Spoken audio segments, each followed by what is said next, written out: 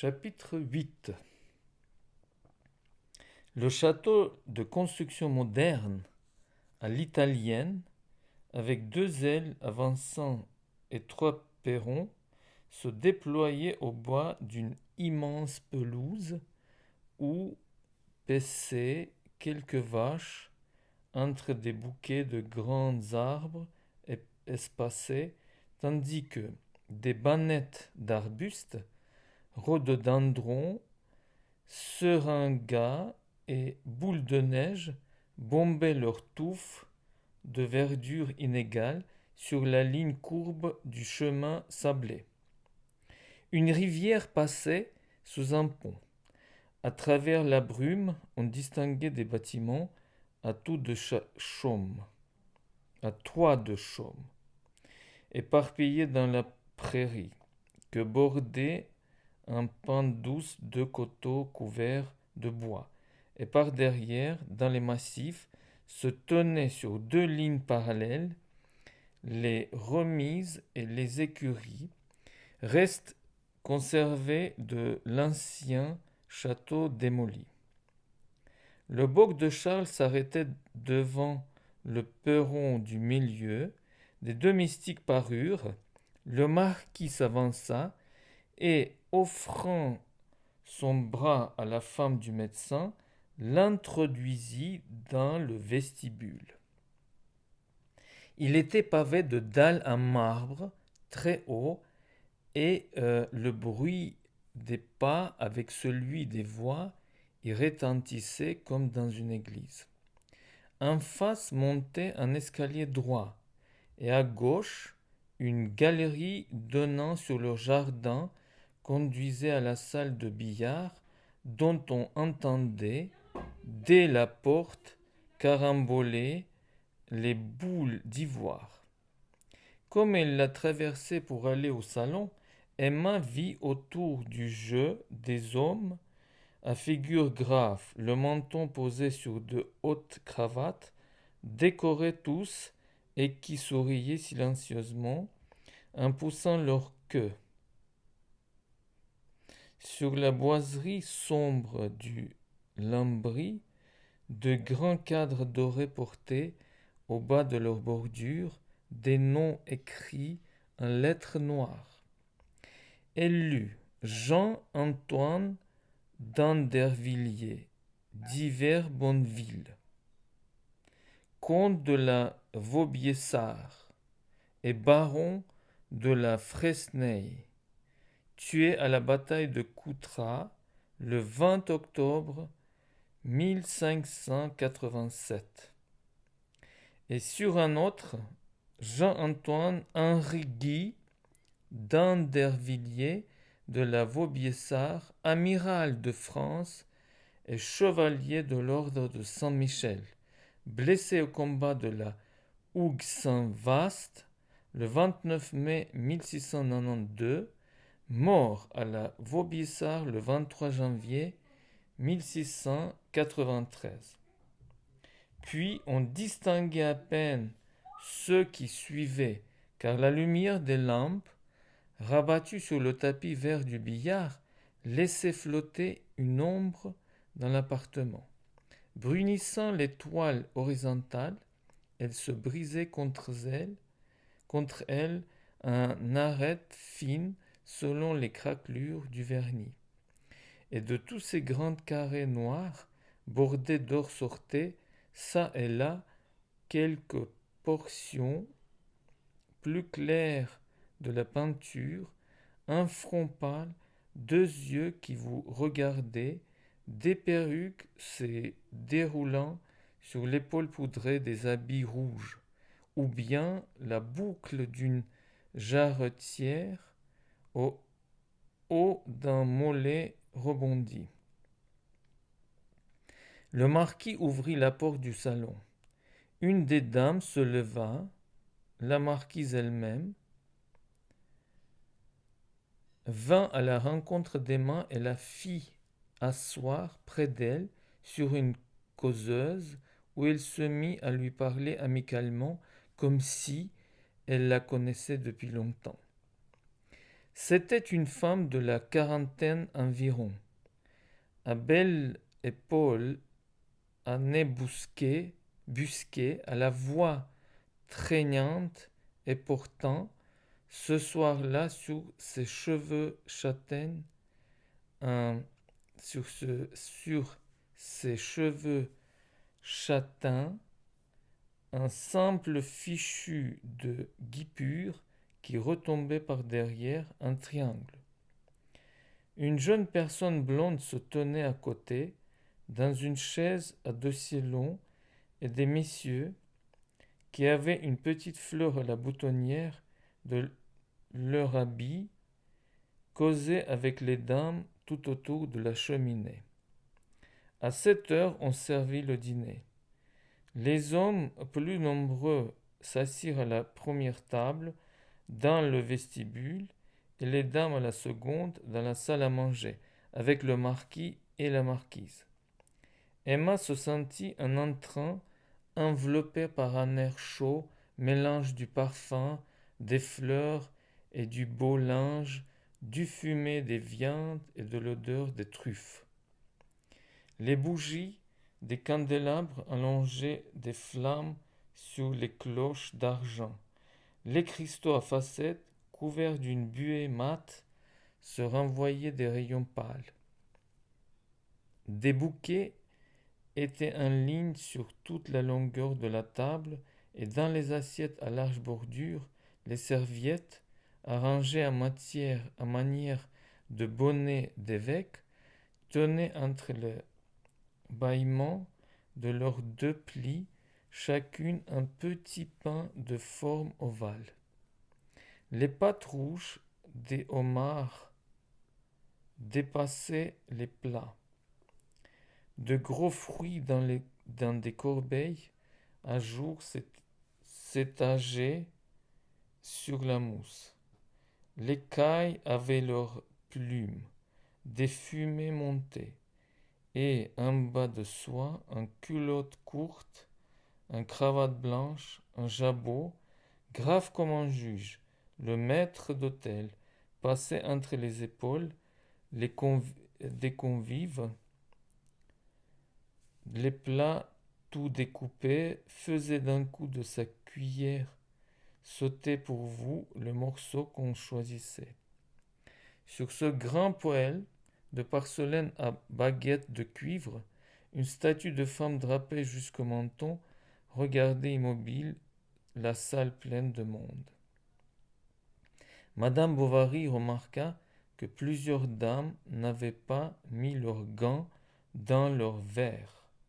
Cependant, un au bout de la table, seule parmi toutes ces femmes courbées sur son assiette remplie, et la serviette nouée dans le dos comme un enfant, un vieillard mangeait, laissant tomber de sa bouche des gouttes de sauce. Il avait les yeux éraillés et portait une petite queue enroulée d'un ruban noir. C'était le beau-père du marquis, le vieux duc de Laverdière, l'ancien favori du comte d'Artois, dans le temps des parties de chasse de Vaudreuil, chez le marquis de Conflans, et qui avait été, disait-on, l'amant de la reine Marie-Antoinette entre messieurs de Coigny et de Lauzun. Il avait mené une vie bruyante de débauches, pleine de duels, de paris, de femmes enlevées, avait dévoré sa fortune et effrayé toute sa famille. Un domestique derrière sa chaise lui nommait tout haut dans l'oreille les plats qu'il désignait du doigt en bégayant. Et sans cesse les yeux d'Emma revenaient d'eux-mêmes sur ce vieil homme à lèvres pendantes, comme sur quelque chose d'extraordinaire et d'auguste. Il avait vécu à la cour et couché dans le lit des reines. On versa du vin de champagne à la glace. Emma frissonna de toute sa peau en sentant ce froid dans sa bouche. Elle n'avait jamais vu de grenade ni mangé d'ananas. Le sucre en poudre même lui parut plus blanc et plus fin qu'ailleurs. Les dames ensuite montèrent dans leur chambre, s'apprêtaient pour le bal. Emma fit sa toilette avec la conscience méticuleuse d'une actrice à son début. Elle disposa ses cheveux d'après les recommandations du coiffeur, et elle entra dans sa robe de barège étalée sur le lit. Le pantalon de Charles le serrait au ventre.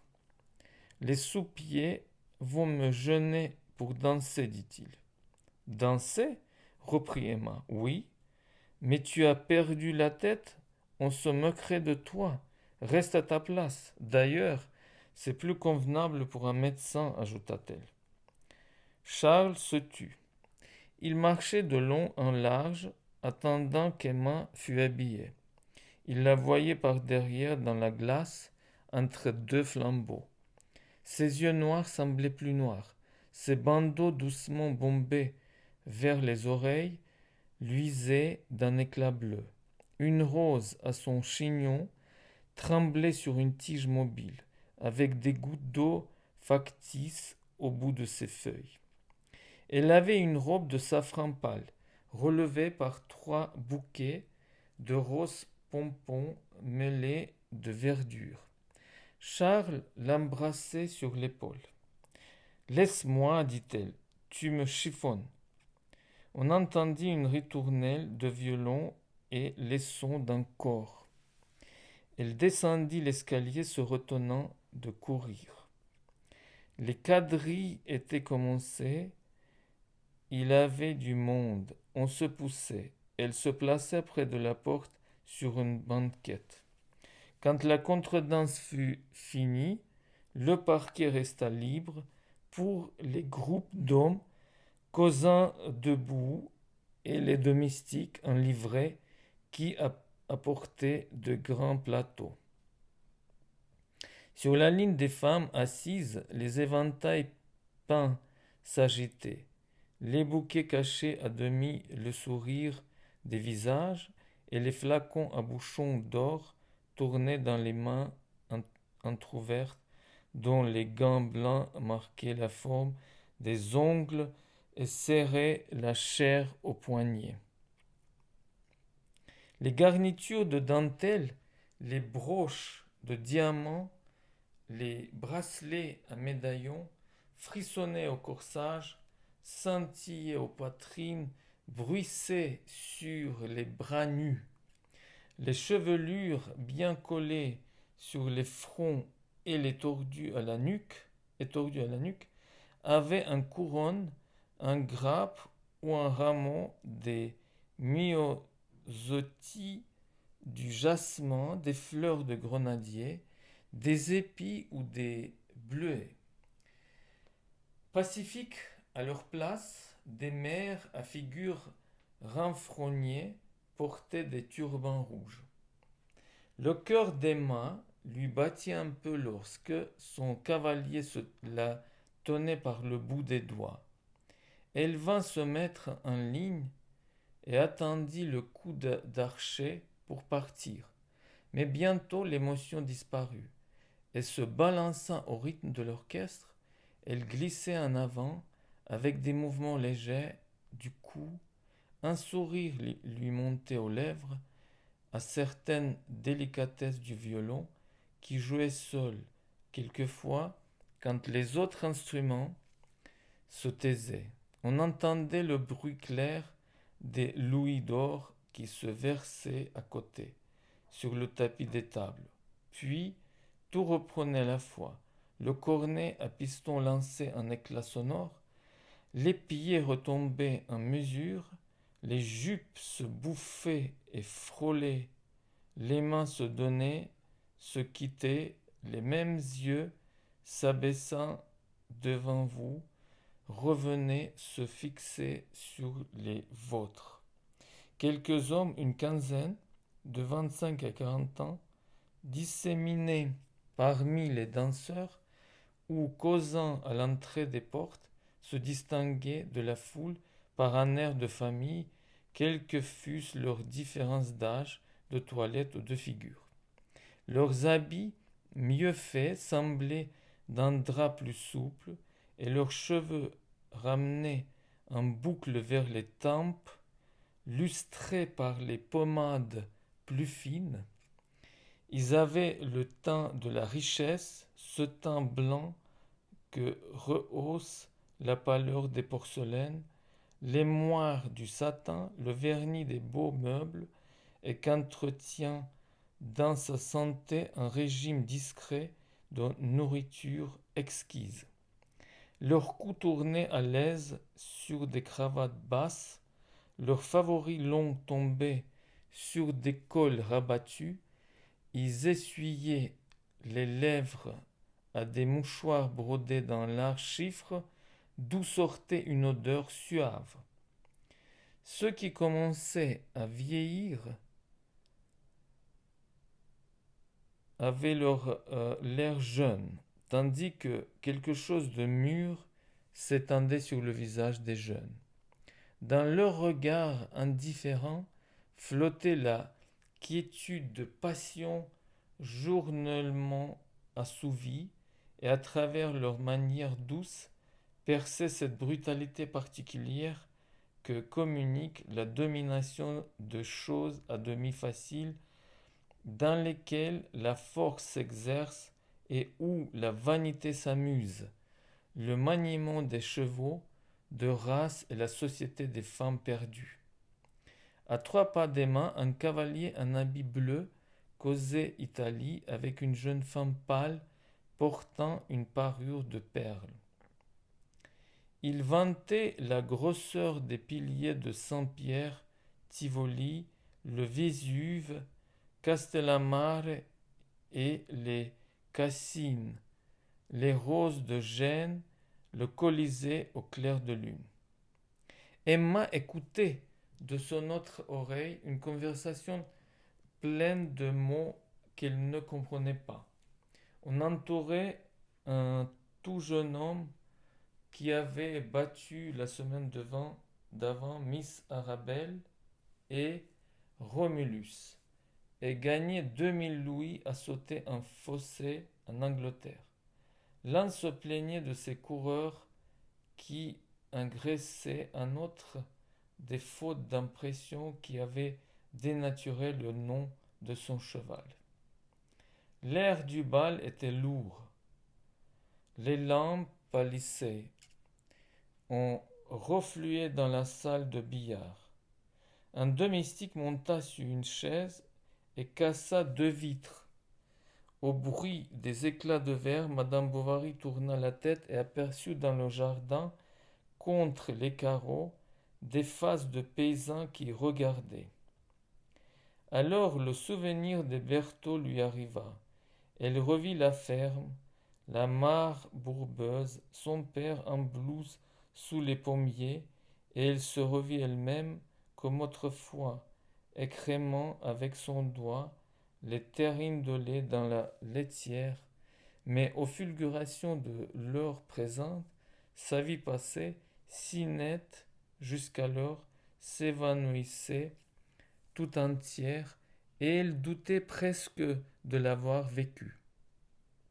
Elle était là, puis autour du bal il n'y avait plus que de l'ombre, étalée sur tout le reste. Elle mangeait alors une glace au marasquin qu'elle tenait de la main gauche dans une coquille de vermeil et fermait à demi les yeux, la cuillère entre ses dents. Une dame près d'elle laissa tomber son éventail. Un danseur passait. Que vous seriez bon, monsieur, dit la dame, de vouloir bien ramasser mon éventail qui est derrière ce canapé. Le monsieur s'inclina, et pendant qu'il faisait le mouvement d'étendre son bras, Emma vit la main de la jeune dame qui jetait dans son chapeau quelque chose de blanc plié en triangle. Le monsieur, ramenant l'éventail, l'offrit à la dame respectueusement, Elle le remercia d'un signe de tête et se mit à respirer son bouquet. Après le souper, où il y eut beaucoup de vin d'Espagne et de vin du Rhin, des potages à la bisque et au lait d'amande, des puddings à la Trafalgar et toutes sortes de viandes froides avec des gelées alentour qui tremblaient dans les plats, les voitures, les unes après les autres, commencèrent à s'en aller. En écartant du coin le rideau de mousseline, on voyait glisser dans l'ombre la lumière de leurs lanternes. Les banquettes s'éclaircirent. Quelques joueurs restaient encore. Les musiciens réfléchissaient sur leur langue le bout de leurs doigts. Charles dormait à demi, le dos appuyé contre une porte. À 3 heures du matin, le cotillon commença. Emma ne savait pas valser. Tout le monde valsait. Mademoiselle d'Andervilliers elle-même et la marquise. Il n'y avait plus que les hôtes du château, une douzaine de personnes à peu près. Cependant, un des valseurs, qu'on appelait familièrement vicomte, et dont le gilet très ouvert semblait mouler sur la poitrine, vint une seconde fois encore inviter Madame Bovary, l'assurant qu'il la guiderait et qu'elle s'en tirerait bien. Ils commencèrent lentement, puis allèrent plus vite. Ils tournaient autour d'eux, les lampes, les meubles, les lambris et le parquet, comme on dit sur un pivot. En passant auprès des portes, la robe d'Emma, par le bas, s'éraflait au pantalon. Leurs jambes entrèrent l'une dans l'autre. Il baissait ses regards vers elle. Elle levait les siens vers lui. Une torpeur la prenait. Elle s'arrêta. Ils repartirent, et d'un mouvement plus rapide, le vicomte, l'entraînant, disparut avec elle jusqu'au bout de la galerie, où, allaitante, elle faillit tomber, et un instant s'appuya la tête sur sa poitrine. Et puis, tournant toujours, mais plus doucement, il la reconduisit à sa place. Elle se renversa contre la muraille et mit la main devant ses yeux. Quand elle les rouvrit, au milieu du salon, une dame assise sur un tabouret avait devant elle 3 valseurs agenouillés. Elle choisit le vicomte et le violon recommença. On les regardait. Ils passaient et revenaient, elle immobile du corps et le menton baissé, et lui toujours dans sa même pose, la taille cambrée, le coude arrondi, la bouche en avant. Elle savait valser celle-là. Ils continuèrent longtemps et fatiguèrent tous les autres. On causa quelques minutes encore, et après les adieux, ou plutôt le bonjour, les hôtes du château s'allèrent coucher. Charles se traînait à la rampe, les genoux lui rentraient dans le corps. Il avait passé 5 heures de suite, tout debout devant les tables, à regarder jouer au whist sans y rien comprendre. Aussi poussa-t-il un grand soupir de satisfaction lorsqu'il eut retiré ses bottes. Emma mit un châle sur ses épaules, ouvrit la fenêtre et s'accouda. La nuit était noire. Quelques gouttes de pluie tombaient. Elle aspira le vent humide qui lui rafraîchissait les paupières.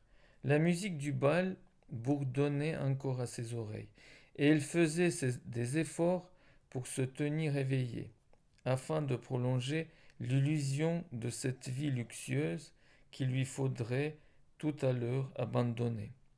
Le petit jour parut, elle regardait les fenêtres du château longuement, tâchant de deviner quelles étaient les chambres de tous ceux qu'elle avait remarqués la veille.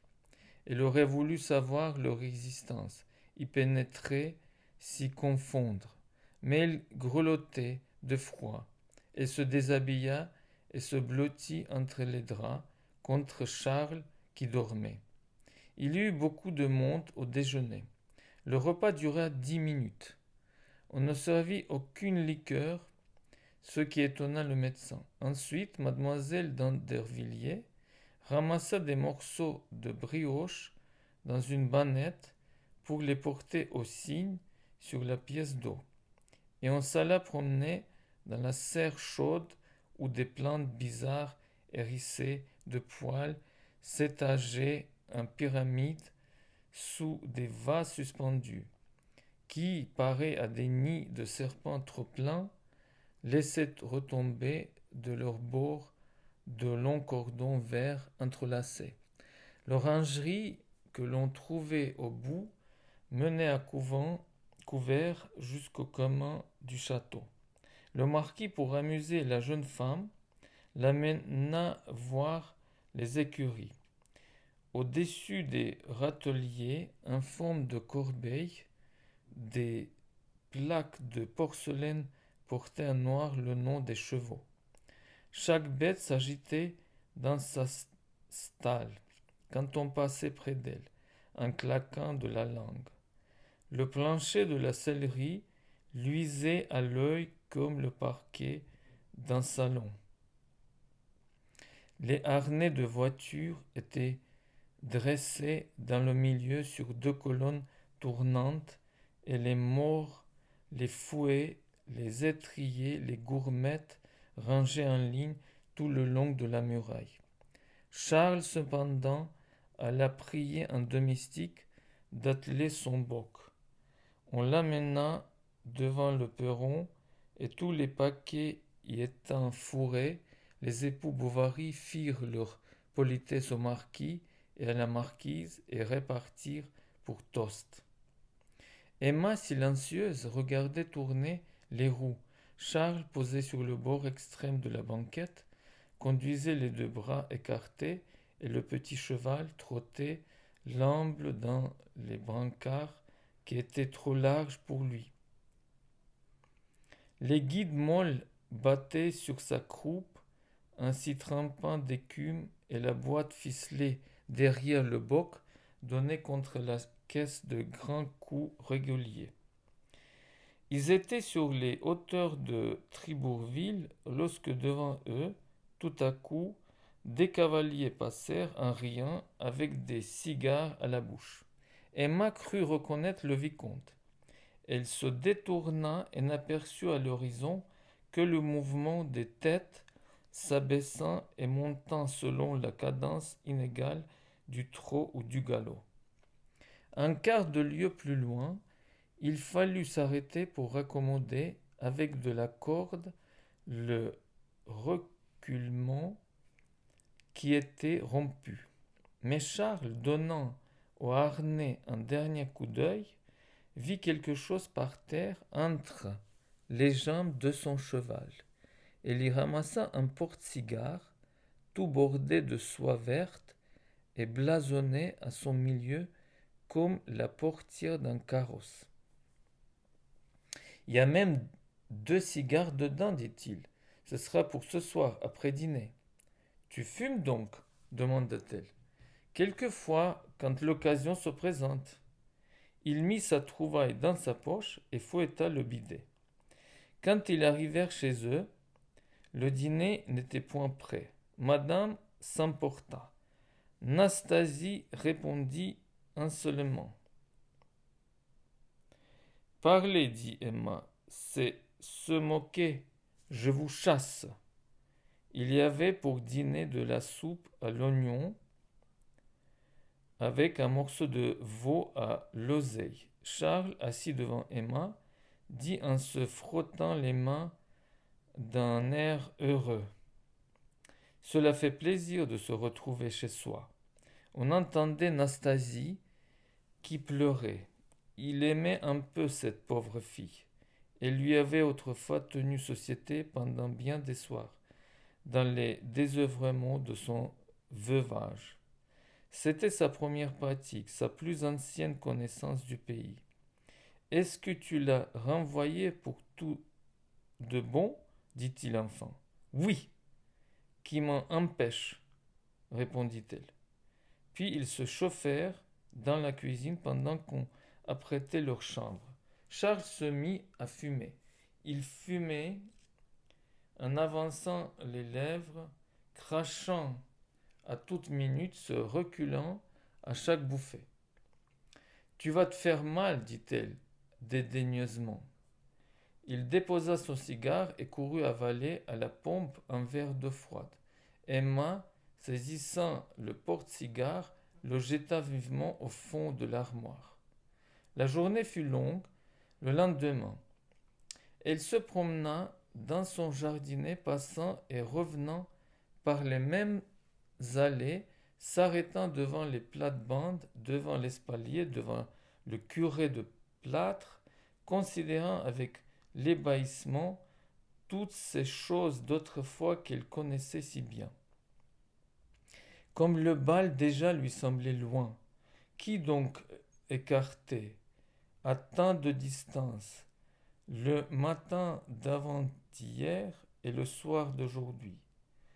Son voyage à la Vaubyessard avait fait un trou dans sa vie, à la manière de ces grandes crevasses qu'un orage, en une seule nuit, creuse quelquefois dans les montagnes. Elle se résigna pourtant. Elle serra pieusement dans la commode sa belle toilette, et jusqu'à ses souliers de satin, dont la semelle s'était jaunie à la cire glissante du parquet. Son cœur était comme eux, au frottement de la richesse. Il s'était placé dessus quelque chose qui ne s'effacerait pas. Ce fut donc une occupation pour Emma que le souvenir de ce bal. Toutes les fois que revenait le mercredi, elle se disait en s'éveillant: Ah, il y a 8 jours, il y a 15 jours, il y a 3 semaines, j'y étais. Et peu à peu, les physionomies se confondirent dans sa mémoire. Elle oublia l'air des contredanses. Elle ne vit plus si nettement les livrées et les appartements. Quelques détails s'en allèrent, mais le regret lui resta.